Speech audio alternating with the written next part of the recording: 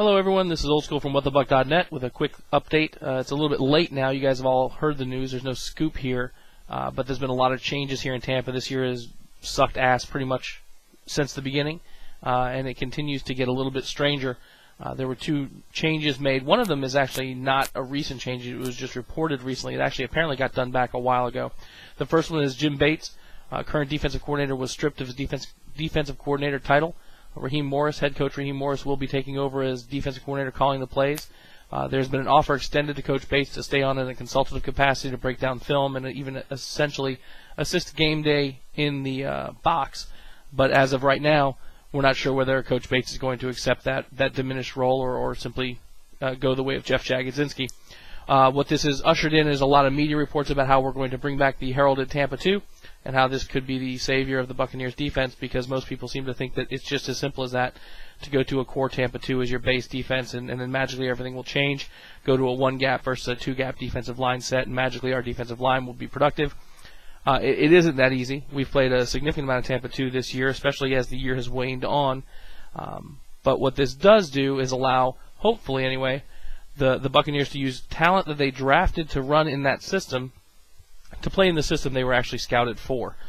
We have certainly had a problem with a round hole and square pegs on the front line with these guys trying to play a two-gap system to free those linebackers up to make their moves to get to the ball.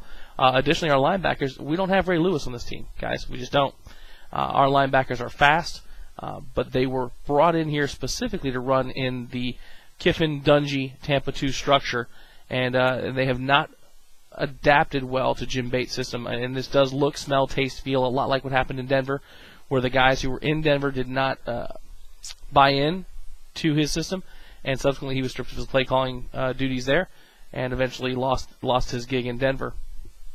Do I think this is going to save our defense? No. Do I think that we'll play better in general?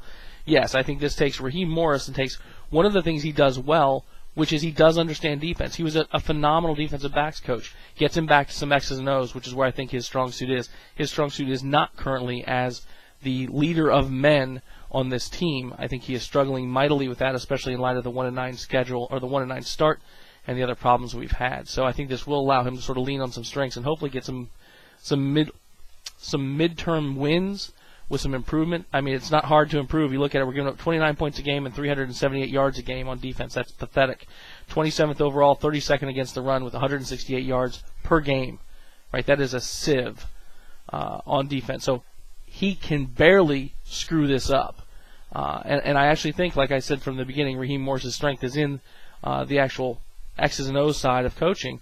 And I think this will help him. He was originally promoted to defensive coordinator for this. When he went to Kansas State as a defensive coordinator, he did a great job of that, taking guys that weren't necessarily prototypically sized and using a variation of the Tampa 2 and implementing some additional blitzing and schemes. You've got to morph that defense from time to time. If you just play a base generic Tampa 2, everyone knows how to play the Tampa 2. They know where the weak points are in those zones, and they're going to exploit them. You've got to give it your twist, and that's what Kiffin was historically really good at, was he would take that Tampa 2 and make mods to it, give you different looks, which would confuse even guys like a Drew Brees or, like a Peyton Manning.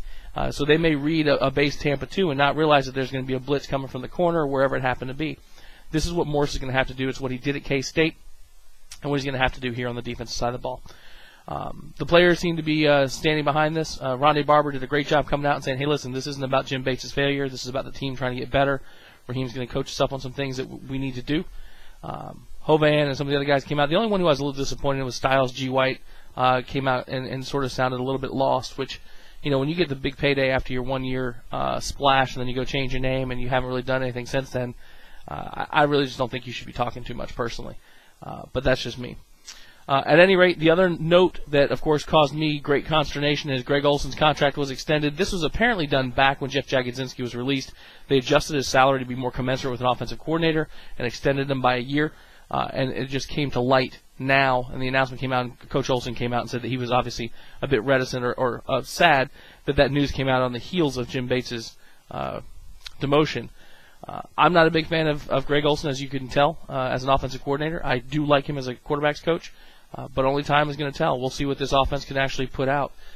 I think that for the Tampa Bay fans who had hoped that there was going to be a big change, which we saw coming in when we were going to go to a zone blocking scheme and going to be run first, one cut, run, play action, look down the field, That is not what Coach Olson has been brought up in. That's not what he understands. That's not what he does.